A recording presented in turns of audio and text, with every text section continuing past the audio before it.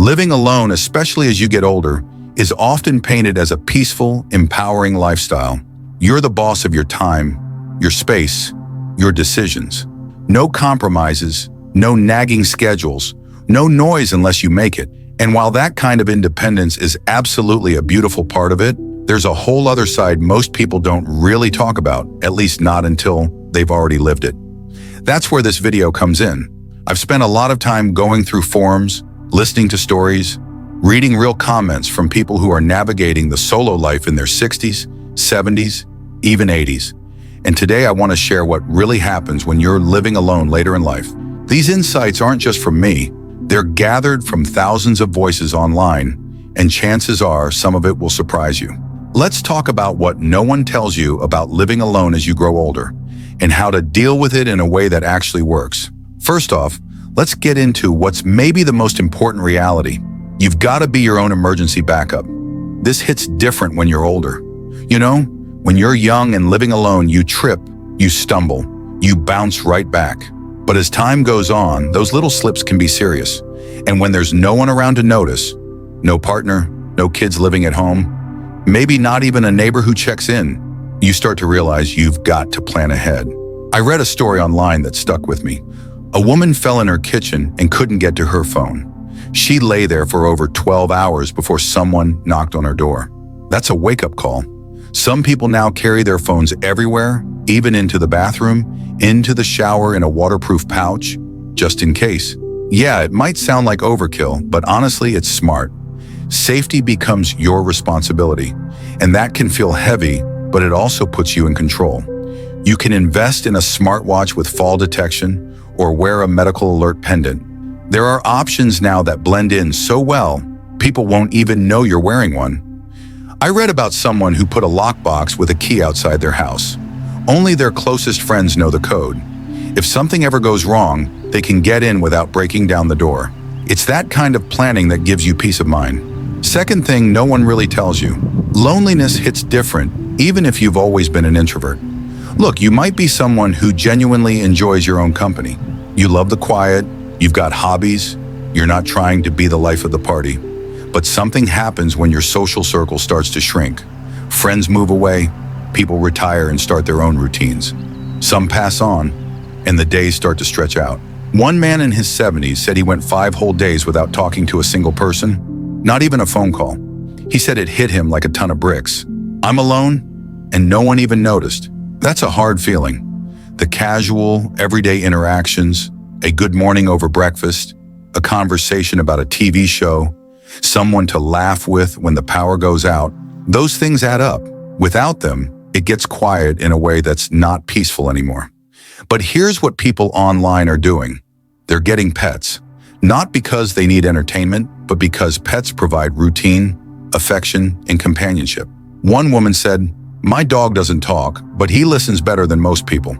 Pets give you a reason to get out of bed, to go outside, to come home to something. They don't replace people, but they remind you that presence matters. Now let's talk about the house. Keeping up with home maintenance is a full-time job, and when you're on your own, it can feel like too much. It's not just the big things, like fixing a leak or trimming trees. It's the constant stream of small chores that seem to grow overnight. Laundry, dusting, cleaning behind appliances, replacing air filters, you get the idea. And it's not just physical effort, it's decision fatigue. One woman wrote online that she kept a running to-do list on her fridge. But after a while, it just made her feel worse. Every time she walked by it, it reminded her of everything she wasn't doing. And look, it's not laziness, it's energy. When your joints ache or you didn't sleep well, vacuuming the living room can feel like hiking up a mountain. That's why so many people say, get help when you can. Hire someone for the heavy-duty stuff. Ask a neighbor's kid to mow the lawn. And don't underestimate the power of downsizing. A smaller space doesn't mean less freedom. It means less pressure, less to clean, less to fix, less to worry about. One man said he sold the big house, moved into a cozy condo, and never looked back. "Best decision I ever made," he wrote. "I stopped managing a house and started living again." Now here's something that might surprise you. Your daily routine becomes sacred, and that's not a bad thing. When you live alone, you don't have to coordinate with anyone else. No negotiating dinner times, no compromising on what to watch or when to sleep. That routine you build becomes your foundation. It's what keeps the days from blending together. One woman in her late 70s said she plays the same jazz record every morning while she makes her tea. It's her way of welcoming the day. A man I read about takes a short walk at sunset every evening, rain or shine. Not because he has to, but because it gives his day a clear endpoint. It sounds simple, but these habits give structure and meaning. So if you've got a favorite show you watch every Thursday night, or a puzzle you work on after lunch, don't let anyone tell you that's boring or predictable. That's rhythm, that's stability. It's how we create a sense of continuity in a life that doesn't have many built-in social cues. You're not just passing time, you're shaping it, and that's powerful. 5, mealtimes become more emotional than you expect.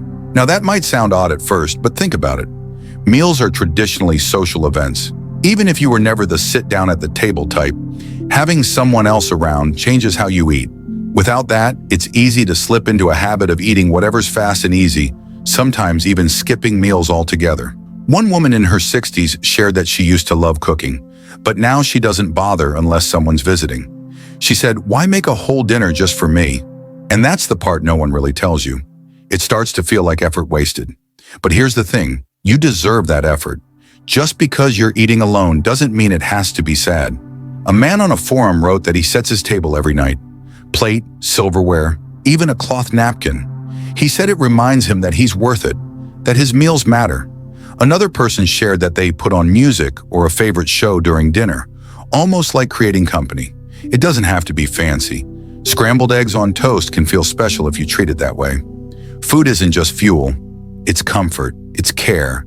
And when you live alone, you get to decide how much love you put into it. 6, holidays take on a whole new meaning, and honestly, they can sneak up on you emotionally. When you're younger or surrounded by family, holidays come with built-in plans. You know where you're going, who's cooking, what traditions you're following.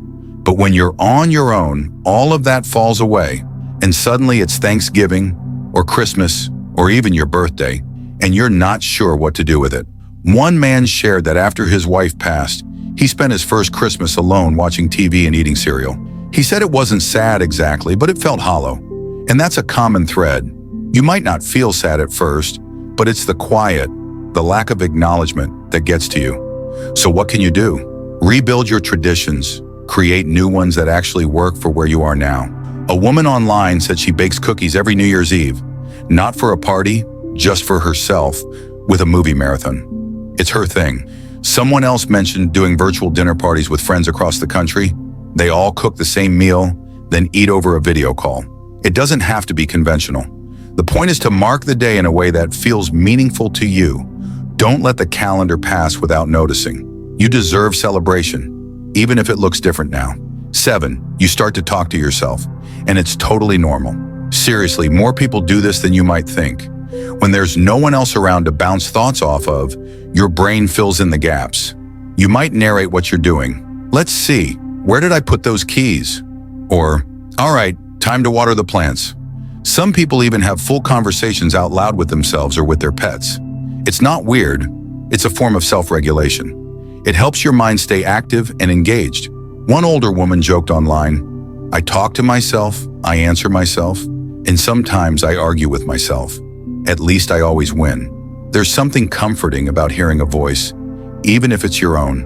It breaks the silence, keeps you sharp, and can even make tasks more fun. So if you catch yourself chatting away while folding laundry or commenting on a show out loud, don't feel embarrassed. It's a sign your mind is still alive and kicking. And hey, you're probably great company. 8, time becomes both your best friend and your biggest challenge. When you live alone, the days are entirely yours. But that freedom can also become overwhelming. You're not adjusting your schedule for anyone else. There are no shared wake-up routines or planned dinners. That sounds amazing, and in many ways, it is. You can take long afternoon naps or cook special Sunday dinners just for you, but without structure, time can get slippery. A whole afternoon disappears without you noticing, and sometimes that leads to guilt, like you should have done more or used the time better. One person said they started setting appointment alarms on their phone, not just for errands or pills, but for things like watering plants, reading a chapter, or calling a friend. Little anchors in the day. Others keep a loose schedule written on a whiteboard or even on sticky notes around the house.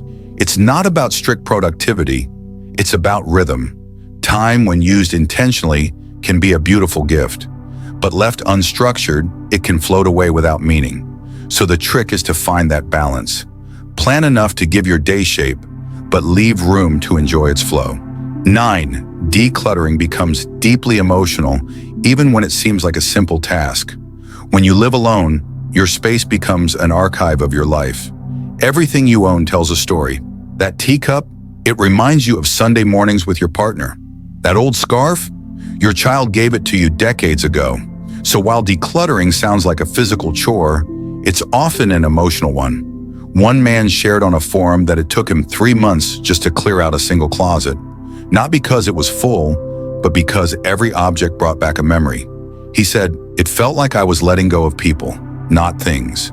And that's something no one really prepares you for. You're not just choosing what stays and what goes, you're processing chapters of your life. But here's what others have learned. Letting go doesn't mean forgetting.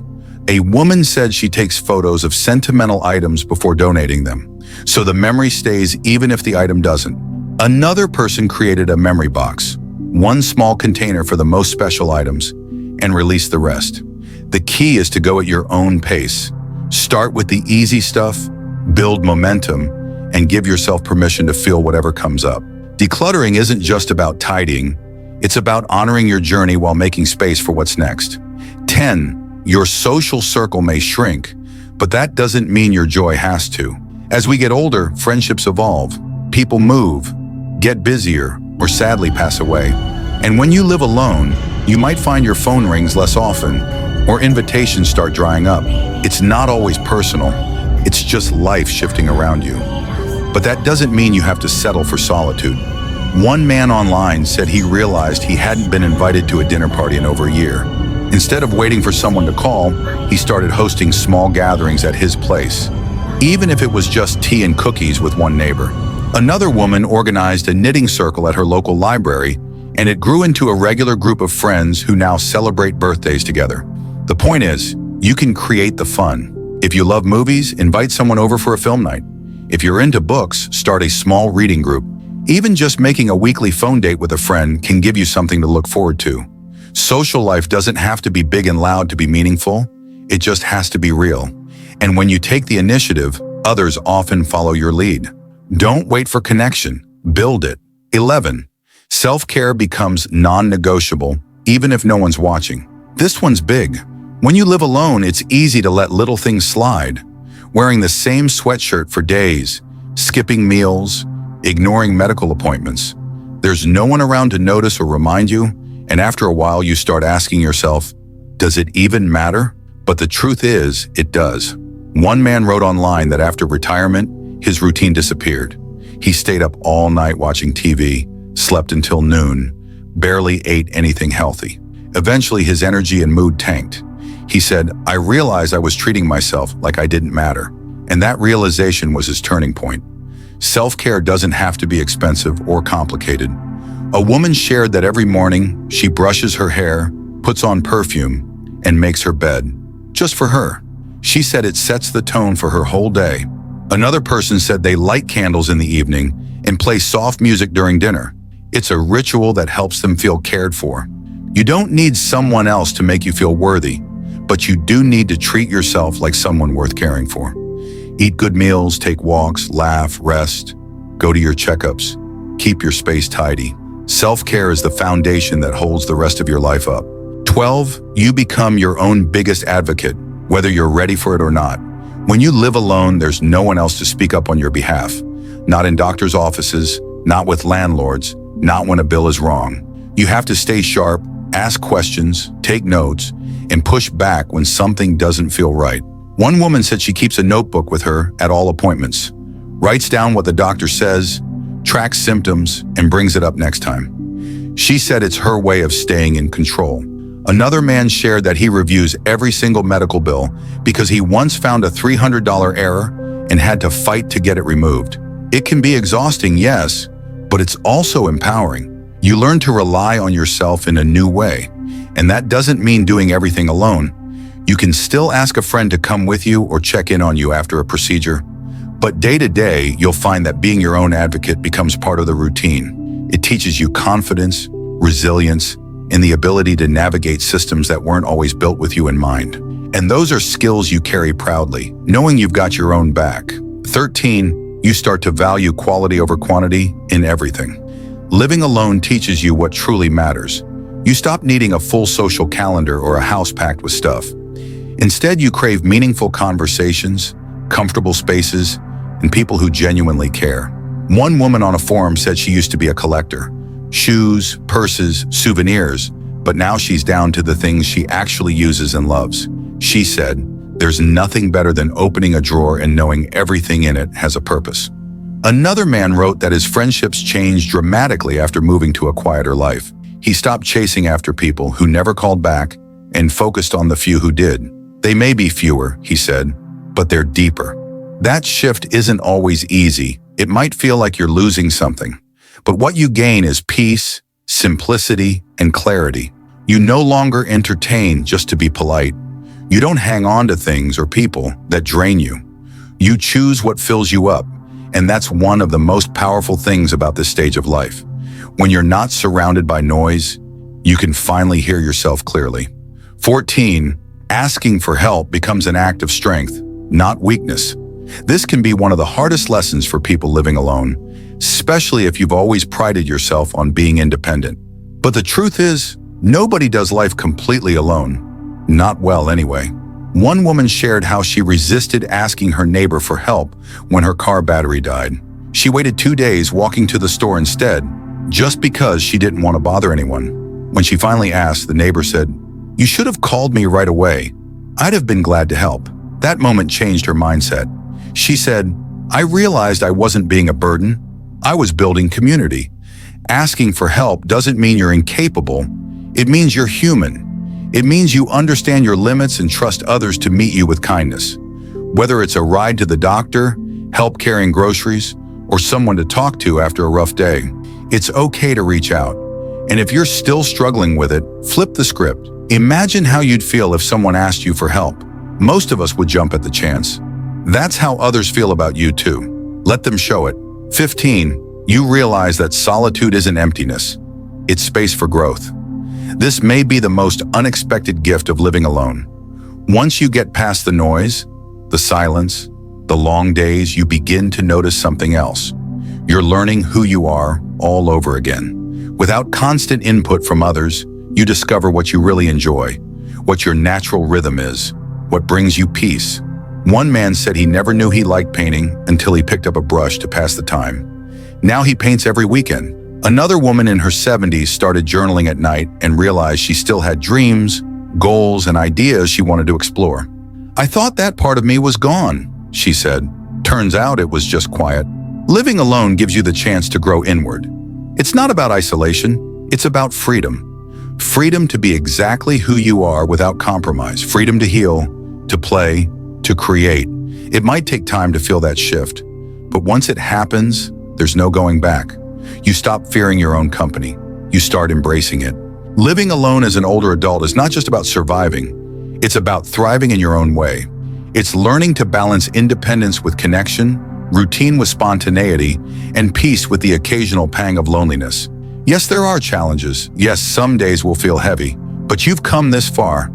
You've weathered change, loss, and uncertainty, and yet here you are, still choosing to move forward, still building a life with meaning. Remember, you are not invisible, you are not forgotten, and you are certainly not alone in your experience. There's a whole world of people walking this path, figuring it out, and making it work day by day. So celebrate your wins, no matter how small. Keep reaching out, keep creating joy, and most of all, keep choosing yourself. You deserve a full life, especially, if it looks different than you imagined. If this video spoke to you, share your thoughts in the comments. Let's keep this conversation going. And if you haven't already, hit that like button, subscribe, and stick around for more honest talks like this one. Thank you so much for watching. We'll see you next time.